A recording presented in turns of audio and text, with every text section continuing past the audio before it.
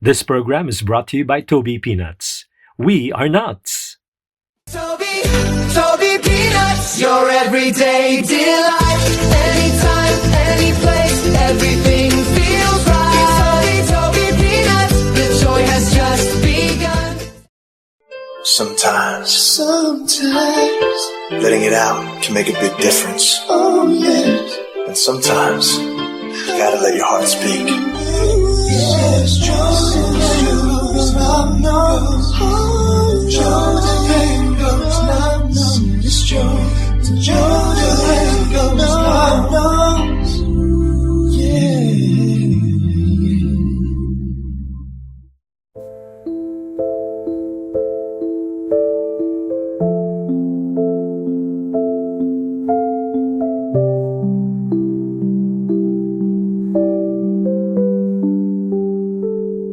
Hello and welcome to another episode of Lovenotes. Dear Joe, I've been listening to you since the very first day you started Lovenotes.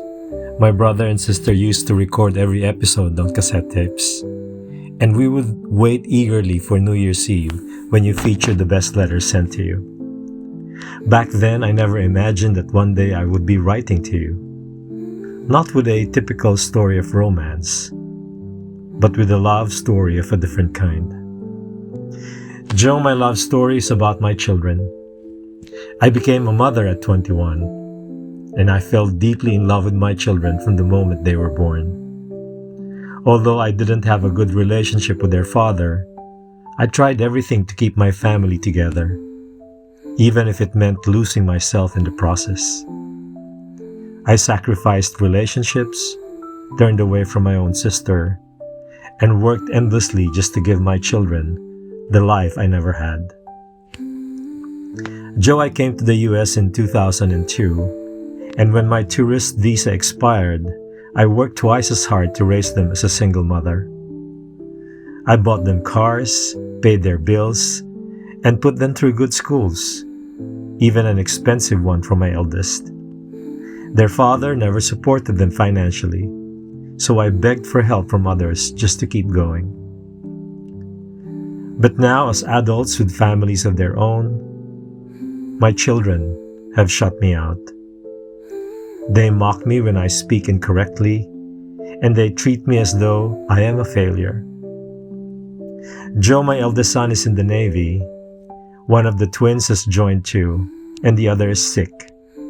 Yet even as I care for him, his silent treatment breaks my heart. Joe, I'm not a perfect mother. I made mistakes in my relationships, but through it all, I never stopped being a mother. I gave everything I had, and still do. Yet my children judge me. They blame me for their struggles, and seem ashamed of me for not finishing college, for not being wealthy, for trying to find my own happiness. I pray every night for God to take this pain away. I ask Him why this happens to mothers like me who give their all. Sometimes I think maybe my children will only love me once I'm gone. Joe, did I fail them? Or have they failed to see the love that raised them? I want to forgive myself. I want to love myself even a little more.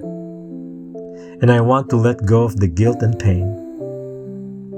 And I pray that someday my children will respect me and understand the sacrifices I made for them. I am writing to you because your program has always been a place of compassion and understanding. Please help me make sense of my story.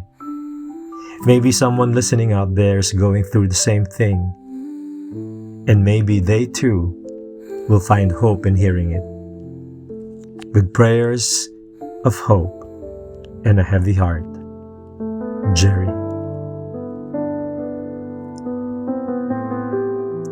Jerry, you remind us of one of the purest forms of love. A mother's love that asks for nothing in return but understanding. Please remember, you did not fail your children. You raised them with your strength, your sacrifices, and your unwavering love for them. Sometimes when children grow up, they forget the story that built their lives. They see the cracks, but not the hands that held everything together. Maybe your children don't see now the tears you hid so they could smile, or the nights you stayed awake so they could rest. Maybe they have forgotten how much you gave because they never knew what it cost you. But God saw it all. Every sleepless night, every lonely prayer, every time you choose to love instead of giving up. Jerry, your value as a mother is not defined by how your children treat you today, but by how faithfully you love them when they were helpless, lost, and small. Love is never wasted, even when it feels unreturned. It leaves an imprint, a quiet echo that one day, in God's time, may lead them back to you. Jerry, let go of the guilt. You are allowed to heal. You are allowed to love yourself without feeling selfish. Because a mother who learns to forgive herself teaches her children what grace looks like. Keep praying for them, but also pray for peace in your own heart. Sometimes, God doesn't change our situation right away because He is still healing the story inside us. And when that healing comes, you will look back, not with bitterness, but with a deeper understanding of what love really means. Sometimes, the greatest love stories are not the ones that end with happily ever after, even when the world stops appreciating. Today, we honor every mother, those who stayed, those who struggled, those who raised their children alone, and those who loved beyond their own strength. To all the mothers who gave their all and still wonder if it was enough, know this: it was. You are seen, you are loved, and your sacrifices were never in vain. Love isn't always being remembered. Sometimes it's about choosing to keep loving, quietly, faithfully, and without regret.